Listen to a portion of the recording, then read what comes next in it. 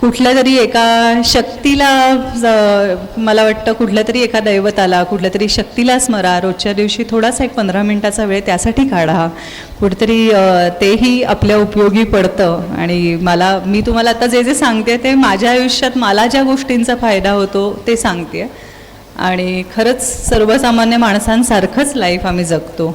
हे पिझ्झे आणि सगळ्या गोष्टी जर 4 दिवस सरक खाव्या लागल्या तर पुढे महिनाभर त्या दिसू नयेत असं आम्हालाही वाटतं. त्यामुळे माझ्याही रोजच्या दिनक्रमामध्ये भाकरी आणि पालेभाजी ही असतेच. पण तुम्हाला ती इतक्या शुद्ध पद्धतीची आणि इतक्या छान मातीतली मिळते. आमच्याकडे ती जी असते त्याच्यातली सत्व आम्हाला तेवढी मिळतात का नाही मिळत माहीत नाही. असं म्हटलं जातं की आज एका संत्र्यातली सत्व मिळवण्यासाठी आजचा काळ इतका वाईट झाला आहे की मुंबईकरांना पुणेकरांना 8 संत्री खावी लागतील तेव्हा एका संत्र्याची सत्व मिळतील. ते तितकं काही दूषित